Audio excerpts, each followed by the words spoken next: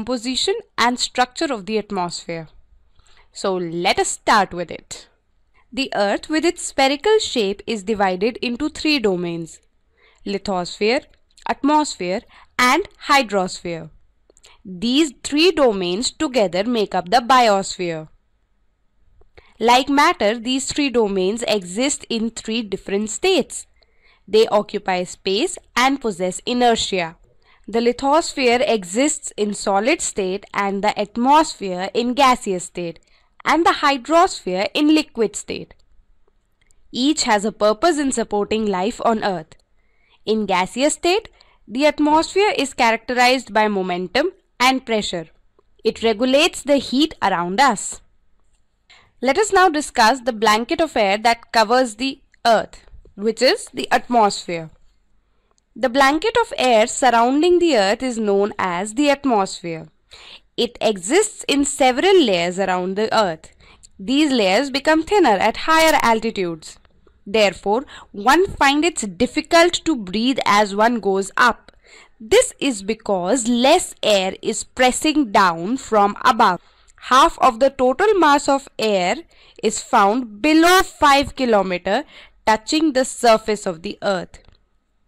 It is held close to the Earth by gravity. The atmosphere protects the Earth from harmful ultraviolet and infrared rays of the sun. It has oxygen and nitrogen, the life-sustaining gases. It helps in retaining the necessary warmth on the Earth and helps in the circulation of water vapor, which is the source of rainfall. Coming on to what constitutes this atmosphere, let's now discuss its composition. The atmosphere is a mixture of many gases and tiny solid particles. A clean, dry sample of air is made up of approximately 78% nitrogen and 21% oxygen. Oxygen gas helps in burning and breathing. Without breathing oxygen, most living things cannot survive. Nitrogen is a colorless inert gas and has no taste or smell. It dilutes the oxygen and slows down the process of oxidation.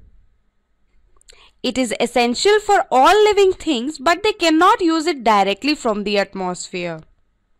Plants obtain it from the soil and animals obtain nitrogen by eating plants or other animals. These gases are responsible for life on Earth. However, they are insignificant with respect to the weather phenomena. The remaining 1% of air is made up of a number of gases, which include carbon dioxide, water vapor, helium, hydrogen, argon, etc. One of the main gases in this remaining 1% is the carbon dioxide gas, which is needed by plants for their survival. Water vapor is responsible for all forms of precipitation and hence the circulation of fresh water. Water vapor is added to the atmosphere by evaporation from oceans and lakes and rivers, transpiration from vegetation and respiration of animals.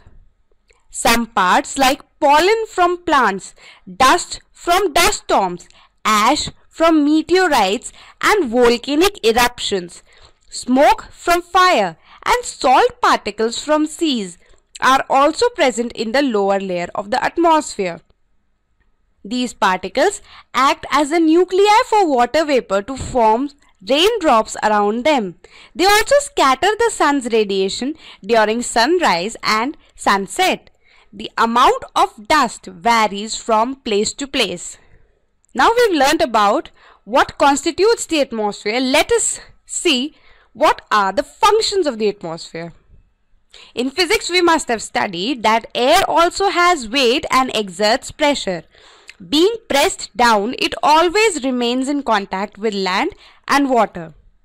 And due to their physical contact, exchange of gases between air, land and water takes place on a continuous basis. On land, soil absorbs oxygen and nitrogen due to this contact. Water vapors in air rise from oceans on account of evaporation.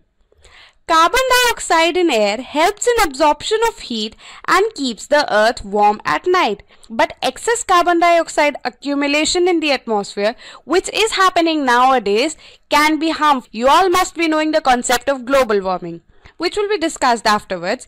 So let us return back to the functions of atmosphere. Because of the atmosphere's composition, it is the most dynamic entity. Large masses of air are being moved up and down and across the surface of the earth. The energy of the sun is responsible for keeping the atmosphere in such a dynamic state. After this, let us move on to the basic structure of the atmosphere.